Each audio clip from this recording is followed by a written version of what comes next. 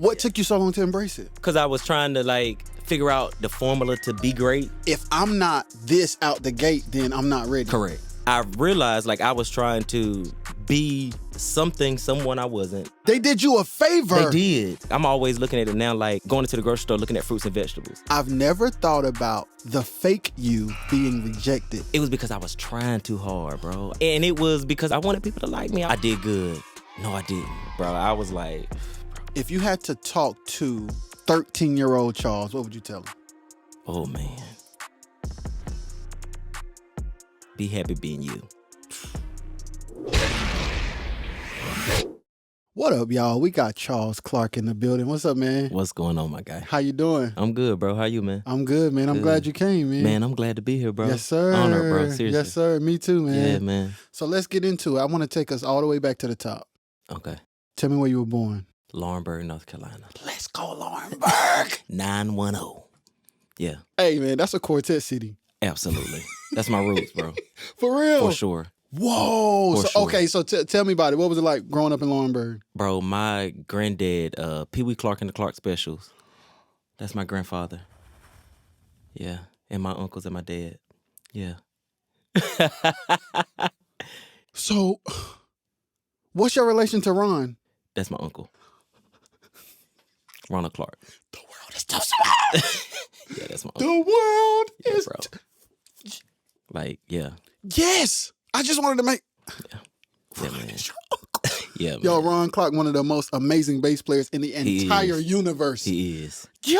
Yeah, bro. So I grew up music. Yeah. Like, I mean, my granddad and them sung before he passed and everything.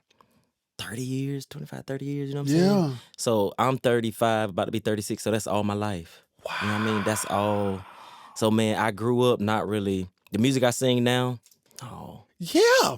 no, bro, I didn't, I mean, probably when I started hearing people like, your Kurt Franklins and your, style started changing and what music was, then you started having people like Vashawn Mitchell come up. Yeah. And then, your Tasha Cobb, like these people started kind of making their presence. And then that's when I realized the different dynamic of music, like the modernization of music. Yeah. So at first, were you already into music? Yeah, absolutely. But you a quartet baby. It was kind of like traditional, like, okay, as long as you know this, as long as you know hymns, as long as you know all of this, like, you can do that other stuff. Yeah. You know what I'm saying? That's what they called it. Yeah, facts, other facts. stuff.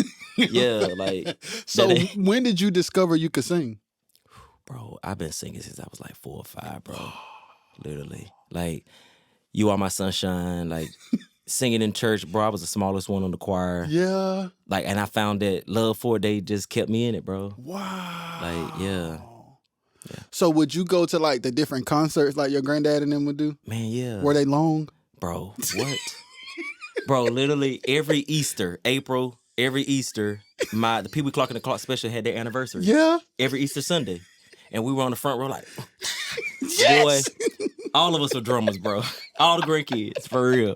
That's so I grew up like listening to quartet music like now. So like that church, like that, people always be like, bro, you could drive a song, but that's where I get it from. That's where you get it. That makes sense. Like you don't run out of words. They talk like that's how we came up. Like you don't run out of nothing to say. Like my granddad used to be like, tell your story. That's how you like. They call it testifying. Yeah. So nowadays they call it driving a song, but back in the day, like it's like no, they call it. That's how you testify. Yeah, man. That's crazy. Yeah. So you grew up with your granddad doing the quartet thing. Started singing at 4. When did you hear the other stuff?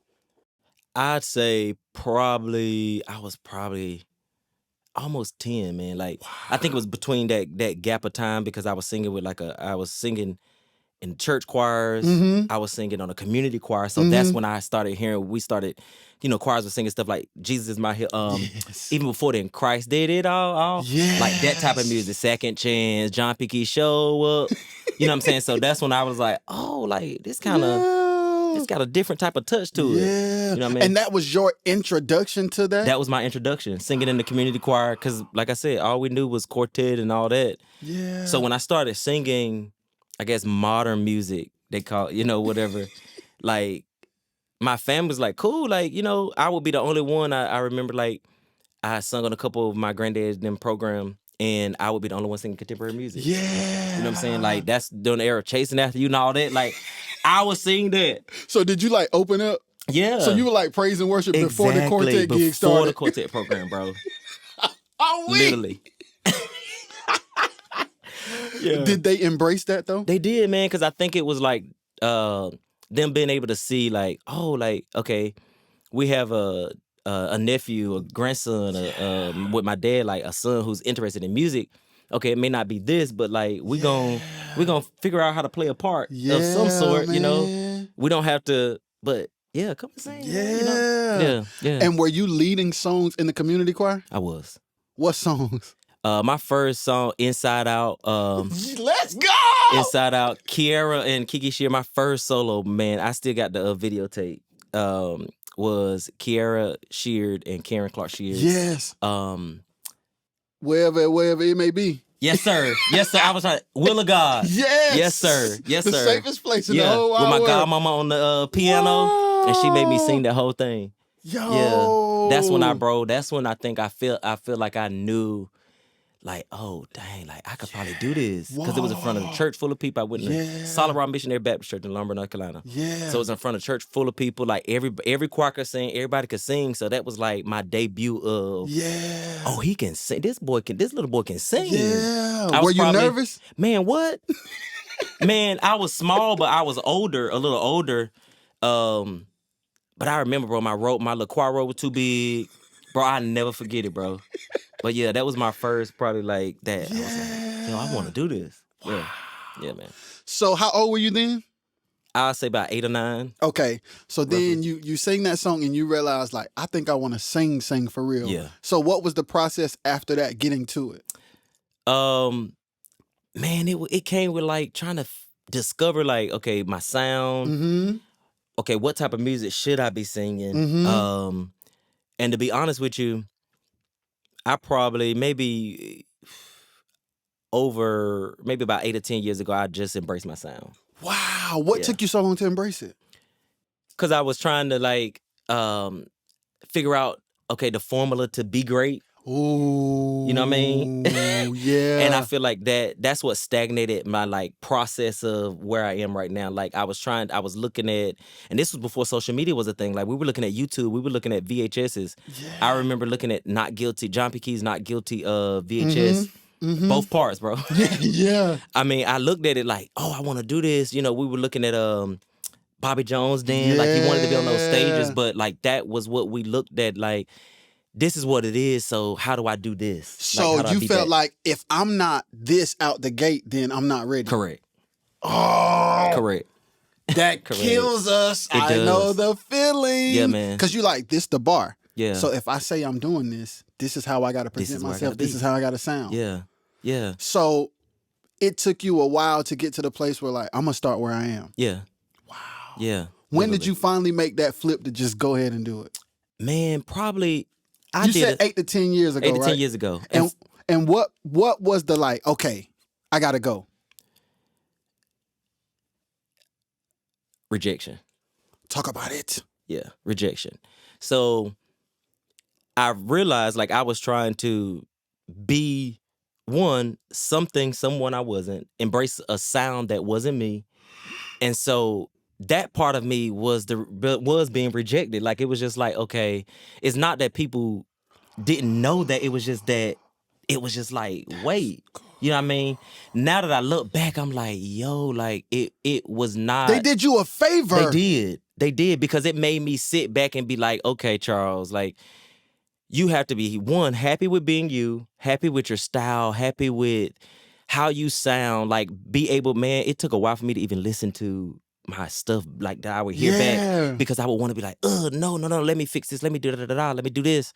But then I realized, like, yo, that's where your authenticity comes from, your man. Authenticity, yes. You know what I'm saying? Like, when you're just being yourself and you're like listening to you, I can look at videos now, I can like embrace that, because now I've been able to captivate my people, and those people that want to hear me, those people that want to see me, those people that want to like hear what Charles got to say, whether it's music, whether it's talking, whether it's just like, you know what I'm saying, a status. Like, I found my people, and That's my people. Now, if new people come, cool. And the people that don't accept it, like I'm always looking at it now like going into the grocery store looking at fruits and vegetables. Yes, sir. You got so much you can grab, but like most people are only gonna go to what they like. Yes, sir. So you have to be comfortable with some people like an apple, some people like an oranges, and that doesn't make me any lesser than the orange. Yeah, man, let's go. You know. I want to go back to what you said because I think it's profound. Because a lot of times when we get ready to do something, we want to be like everybody else. Yeah. And that rejection hurts. Yeah. I've never thought about the possibility that the fake you is being rejected so that you can face the real you. Absolutely. I've never thought about it like that. Ever. Bro. That's crazy.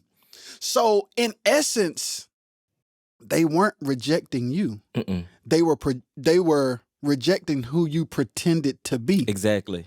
They saved you, man. Yeah, literally. Because I'm like, okay, I mean, honestly, bro, the way I sing now, bro, if I listen to old stuff, if I listen to old videos, bro, it was because I was trying too hard, bro. I was trying so hard, man. Like, and it was because I wanted people to like me. I wanted people to, you go to a concert, you know what I'm saying, and you got all these artists on it, and they're like, okay, yeah, they put out this, you got to kind of go. You going into a room, it's like the unknown, but then it's like the known because the only thing God is asking you to be is who you are. Yes. And you know what I mean? Now I'm to the point where like if one person receives, if one person, is receptive of that, then I've done my job. Yes, like, sir. Even if 1,000 people are in the room, cool. You know what I mean? Like and I think when we start looking at it like that, bro, we can be so much more effective. You know what I'm saying? Especially when we're singing the music that we sing. You know what I mean? Because it's really now like, I mean, it took me a while to get to this point, bro. But yes, sir. That true audience of one, you know what I mean? Like, bro, it could be a room full of 5 people to 5,000 people. I'm going to give it 150% every single time. Like, if you see me, like, you're going to get the same thing every time because I believe that, like, somebody needs all I have. Somebody needs my best. So if I'm not my best self, then I'm not doing my due diligence and my due service to pull somebody or bring somebody out of where they are. You know what I mean? Yes. So. That's heavy.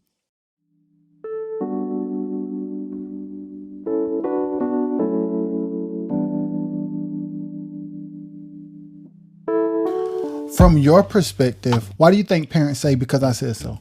I feel like it could either mean that they know that what they're saying isn't right, so they just say that.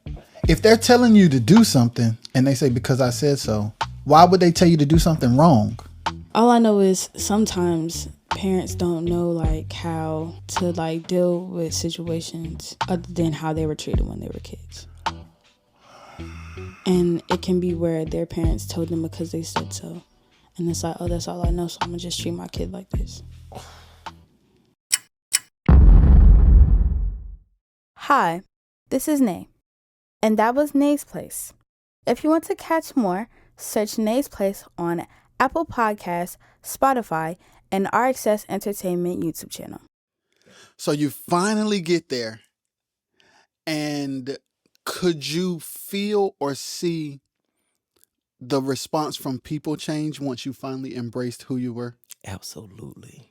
Absolutely. Absolutely. Absolutely. Yes. Because it became like that unapologetically me energy. And I think people know lack of confidence. And the enemy I feel like plays off of those sort of things. You know what I mean? Like, and it's not sometimes like I grew up like when they tell you, if I'm confident in something, that means I'm not humble. So I grew up thinking like, okay, well, confidence is bad. Yeah. Until I got older and I'm like, okay, it's okay for somebody to tell me like, oh my God, you sounded amazing. Thank you. Right. Like, I don't have to be like so deep and be like, to God be the glory. No, like, not me. No, it ain't me. Yeah. So those affirmations and those like things made me become like, oh my God, like, okay, cool. Like, Yeah. Oh, thank you. Yeah. Then I became like, oh, I'm Charles Clark, man. Like, let's go. I don't care, whatever. You know what I mean? So I felt like people cling to that. They cling to my confidence. Yes, sir. You know what I mean? Because from other people's perspective, they wanted what I had. Yes, because everybody's scared. Yeah. Like, everybody's nervous. Yeah. Everybody's insecure. Yeah. And it's like sometimes we can think it's only us. Yeah. Honestly. Like, but then when you break out your shell, I know you know the feeling of people coming up to you or people messaging you or texting you like, you made me feel this way, or I saw you sing and now I'm not afraid, or the stories go on and on and on and on. So like, it's crazy to hear you say, hey, this is how I was, this is where I was. Now I'm just me. Mm-hmm. For sure. Because there's a lot of people who are afraid to be themselves, man. Man. It's crazy. And social media hasn't made it any better. It makes the highlight reels be depressing people. You know what I'm saying? It's Yeah, literally. It's like, yo, man, because you see your life, all of your life, and then you see the highlights of their life, and then you feel like your life ain't good enough. Yep. Because you're like, oh, I'm the same age. We do the same thing. Like, how, and people don't realize you naturally do it, but like, how you know what I'm saying? Like, bro, like, we go to the same trip. Like, how you, I know I've been knowing you this long. You weren't even that good before. Like, how you know what I'm saying? Because we all want, we all want something, bro. We all like are doing something to get something, gain something. And it may not be materialistic, but it's to be known for something. Yes. You know what I mean?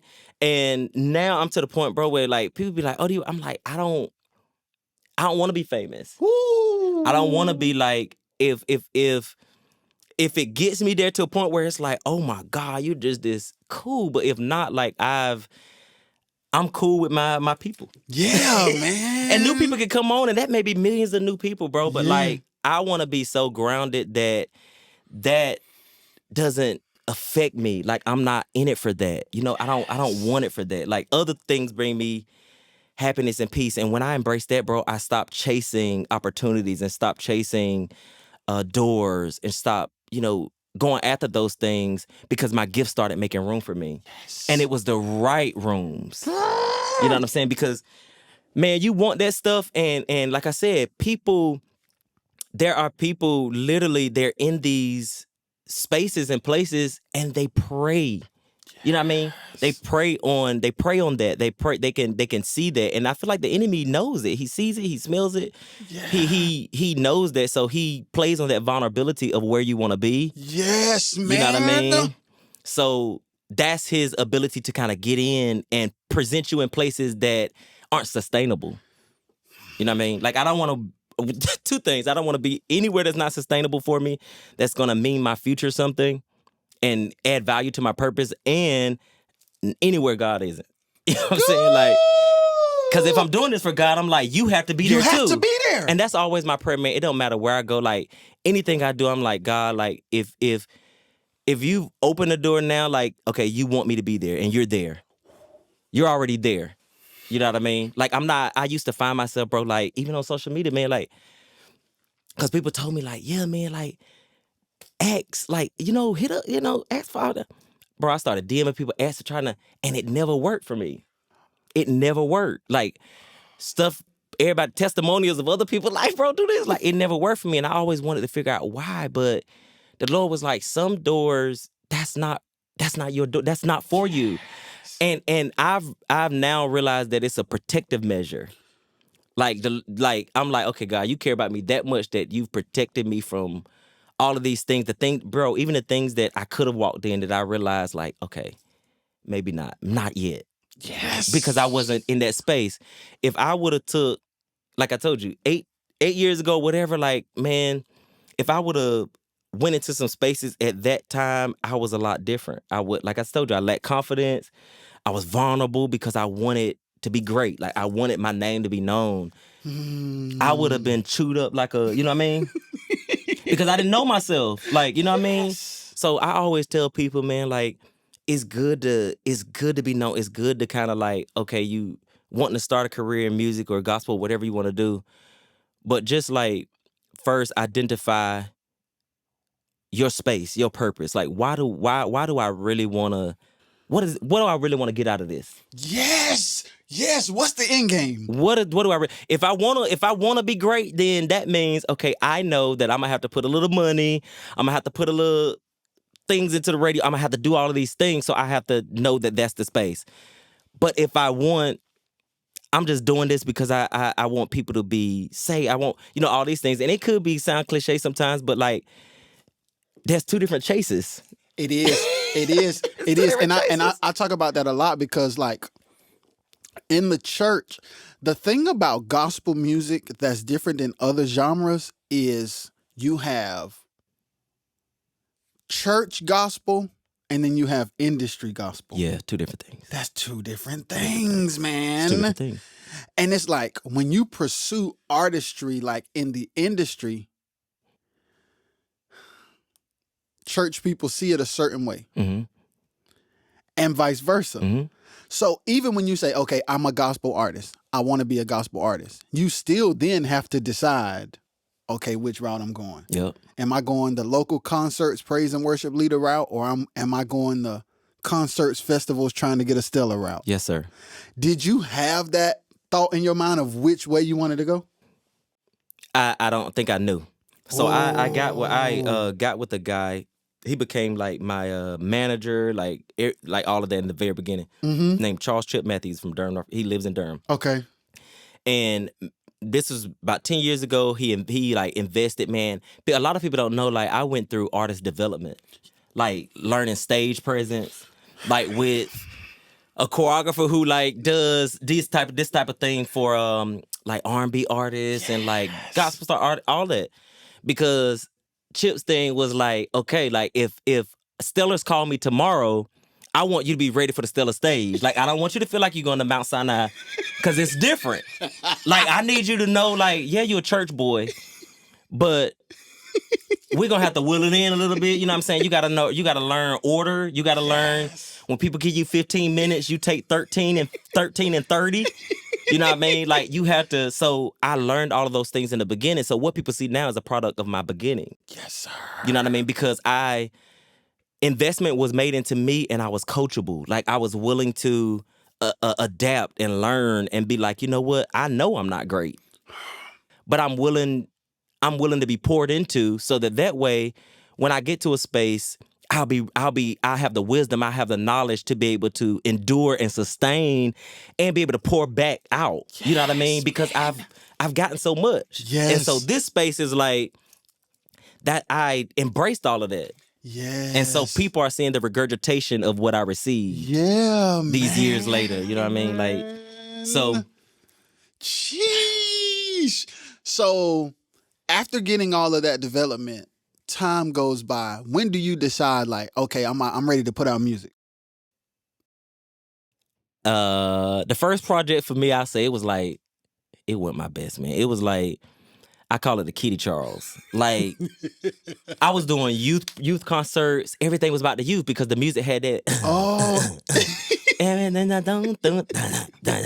So that was the thing. But me, I was like, bro, like I told you, quartet, I was a church boy, bro. So I embraced it. So how did you get into the whole youth movement thing? Man, Chip. Like, he was like, man, like, because at that time, like, that was the avenue that, like, a lot of people weren't going, remember? You know, a lot of people weren't in that avenue like that. It was like, true. Now we hear a lot of the beats and the, you know, with stuff and stuff like that. For me, I was just like, I'm going to do it because I trust you, but like, you know, like I felt like I couldn't deliver the best because I wasn't like, and it wasn't bad stuff. Like the same producer that produced my second project, he produced the first one. Yeah, Philip Bryant. Yeah. So even still, like right now, my current music, that's when I was like, you know what? Stretch all that. I'm going back to the basics. Like, I want to fuse praise and worship. I want to fuse church with still being an artist, singable, but not. It don't have to be. But like, I want people to feel like they went to church. Yes. So you do the first project, and that's Kitty Charles, and you won't feeling it. No. And you like at all the youth conferences. Bro, I was doing every youth thing in the book, bro. I was like, bro. And mind you, I was probably about 25, bro. Oh yeah. Whoa. I was 23, 25, between that. Yeah. So did you go to Chip like, hey man? I did, but he was like, man, I think because at that time, bro, didn't have a voice. Like, I didn't know. I didn't know what I wanted. Like, you know what I'm saying? Through that time of him trying to say, Charles, you like these lyrics? Add some lyrics. Add this. Like, and I'd be like, I ain't got nothing. Bro, I literally would sit in the studio and just let them do everything. And they tell me, all right, Charles, we ready for you. Okay, this is a good point. This is a good point because you're at the point where I don't know what I want. I just know I don't like this. Yeah. And it's like, okay, Charles, what you want to do? I don't know. They like, okay, well, do this. And you're like, well, I ain't got nothing else. Exactly. I ain't got it. I ain't got nothing.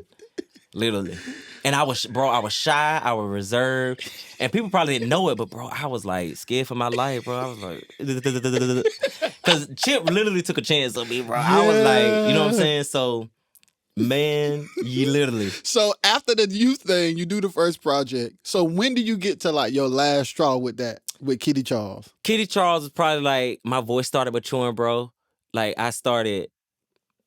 different things started happening, man. Like, it started getting real, like, it would be get raspy, and it would get like, and I was like, okay, now I gotta accommodate where my voice is. Yeah. So that's when I was like, I felt like I came into my own. You know what I mean? Yeah. Like, I started doing, of course, being a praise and worship leader, you do more songs. I started, doing a lot more like praise and worship stuff, singing on Sunday morning every Sunday and stuff like that. So then it started opening up my palette a lot more, vocally too. Yeah.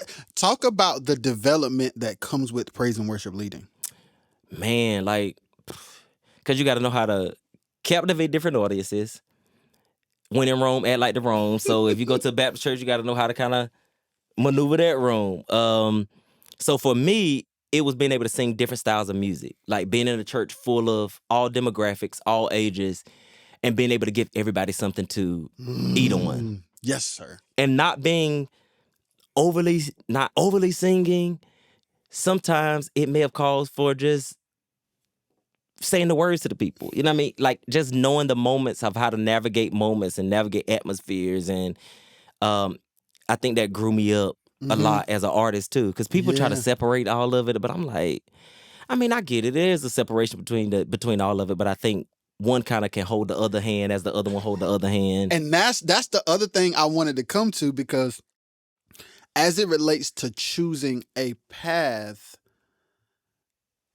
they are different. But as it relates to development and just being an artist, a gospel artist, a church kid, they are like brother and sister, so to speak. Yeah. So it's like you can go back and forth, but because church is, to be honest, even for artists that are not gospel artists, church is the breeding ground for all of us. Oh, yeah. Like music, like the dopest MDs on the biggest gigs in the world are church musicians. Absolutely. The dopest background singers in the world are church singers. Yes, sir. And we get a new palette. Yes. So you have to have it. Yeah, you got to. Yes, sir. Yeah. So how long did you sing at church every Sunday before you were like, okay, it's second album time? It wasn't long, man.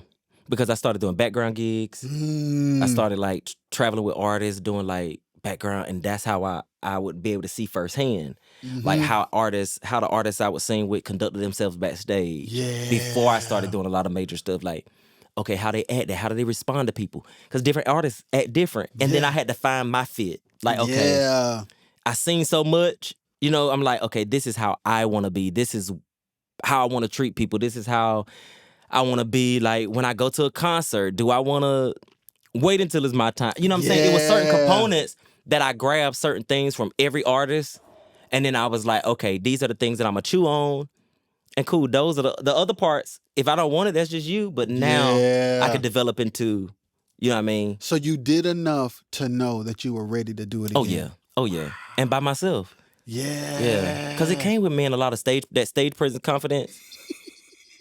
Because I'm telling you, when I sing, I can grab the mic and I mean, there's that nervousness, but I know what I'm called to do. Yeah. I know my call. I know, like, so that part don't scare me. But now what's gonna happen when I get the mic, that's the part that I'm like, okay. That's the anxiety part. Like, okay, like not nervous to do what I know I can do, but like nervous because You don't know the people's response? Yeah, not the people's response, but I feel like that's my reliance on. That tells me like, okay, my total reliance on God. Like, okay, if I'm not nervous, if I'm not feeling that feeling, then it's like, okay, there's some type of self. Yeah, I'm in my own. I'm doing this in my own strength. Gotta be doing this in my own. But when I feel that nervous feeling, that's how I'm reminded that God is with me. That's heavy, Charles. Woo. You know, that keeps me grounded. What up, y'all? I'm Rajay, and I'm interrupting the pod to present an opportunity for y'all to support the brand and the fam. So do this for me. Head over to rajayxshaw.com, click the merchandise tab, and grab a hoodie, t-shirt, or hat. And remember this thing, no matter what people say or think, live your life. Now back to the episode. Yo, you just made me feel better about the anxiousness that comes with what we do. Oh yeah, because it is a reminder that we rely on God. Yeah, we that total reliance, man, because we don't know what to expect. I can get the mic and crack. I can get the mic faint. I can get the mic and the church say boo or whatever. You know what I'm saying? They can be like, just sit on me. So that's that feeling of like, okay, then there's my dependency. Yes. I'm like, okay, I'm doing what you call me to do. And then that keeps me out of self-aggrandizement. You know what I mean? Like, I'm getting up there, waiting on people's response to say, Charles, you do it. Like, yeah, Charles, I'm waiting for people to come to the stage. Wait, you know what I'm saying? Like, no, like, me, I do what I do, God, you do what you do. Then if that captivates the room, cool. Whoa. Charles, that's heavy, dog. Man. Yo! So what's the name of the second album? Second album is a Redemption Project. Okay. Why did you name it that? Because that was like my newness, like the newness. Like I felt, okay, whatever. I'm going in scared, literally, but I'm redeemed. Cool. Okay. Yeah. So that was that introduction to like, okay, yeah. So this last project, I feel like is that culmination of like, this is Charles. Okay. So what's the name of this one? Charles Clark Live. Ooh. Totally live. Yeah. How do you feel now that you've done this one? I feel like I'm right where I'm supposed to be. Like, you know what I mean? Like everything I wanted, like anything, what I want people to hear, that the worship, the church, the bops, the grooves, the stuff that make people feel good. You know what I mean? Yeah, man. It's all of that. Yes. It's all of that. Yeah. I'm excited to hear it. When does it come out? August, September, end of August. Early September, you're still working it out. Exactly. In the fall. Yeah. Sure. That's dope, man. I'm happy for you, man. Thank you, bro. And I'm glad you came. Like, this was amazing. Man, bro. Like, I appreciate it. Your posture is insane. Man. And I think Please. more artists need to see it, man, because you've come into a space and place. I can tell, number one, that it took a minute. Mm-hmm. And I can tell because of the breakthrough that you had, how grateful you are that you're no longer in it. Yeah. I can just feel that, like, yo, this was crazy, but I'm straight now. Yeah, literally. Boy, that's like a tornado, boy, your mind. You know what I'm saying? Okay, so before we leave, talk to me about like the mental ups and downs that come with the whole journey. Jesus. Man, like, I think it's like that. I did good. No, I didn't. This is good. This isn't. They're doing it. Why can't I? I could do that too. Maybe I can't. You know what I'm saying? So I think it's always gonna be that up and down of like that feeling of seeing other people do things, or like, okay, should I put it out now? Because everybody's put something out. Should I do this now? Because everybody's doing a concert. Do I need to do a live recording? Because everybody's doing, you know what I mean? But now, I've like I said, bro, I've gotten to the point where it's like, when I want to put music out, that's when I put it out. Yeah. When I feel good about it. When I feel like the time, okay, this is the time. Yeah. No matter what I feel like, the numbers or whatever's going to do, man, like, it's just like, okay, I feel like there's always this unction, like, now it's time. Yes, sir. You know what I mean? Like, because sometimes, like, bro, I did this live recording in the pandemic, like 2 years ago. Yes, sir. And I've only released 2 songs from it. Mm-hmm. Because I'm about pace and like, okay, it has to make sense. So that way I keep my mind settled when I'm doing it in my time, in God's time. Because my time, I mean, no good thing would he withhold from me, right? So I'm like, okay, if it's in my heart, he want to see it come to pass. So as long as I'm grounded in that, knowing that, okay, it'll be the right time.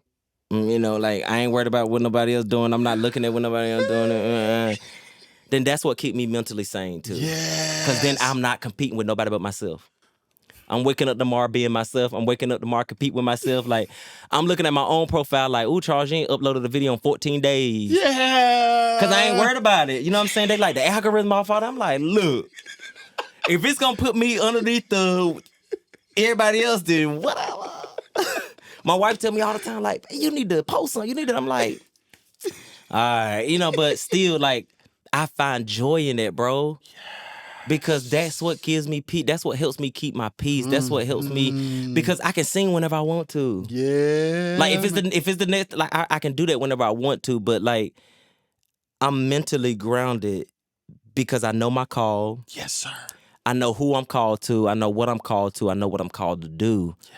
So I'm not mentally distracted by what other people are doing. Yes, Lord.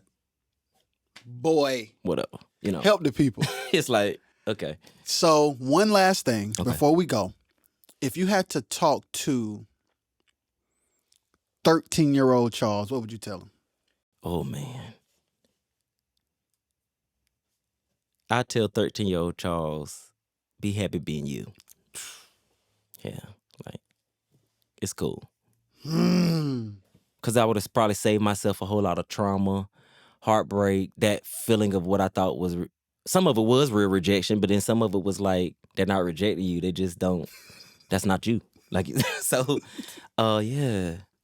Yeah, be happy being me. It's cool. And you're cooler that way. You're much cooler that way. Yes. Yeah. And you give people something real to embrace. Yeah. Because it's like, real recognize real. You know what I'm saying? I ain't changing for nobody, bro. When I walk in the room, I'm me. Like I heard Jay-Z say that, bro. I'm standing on that.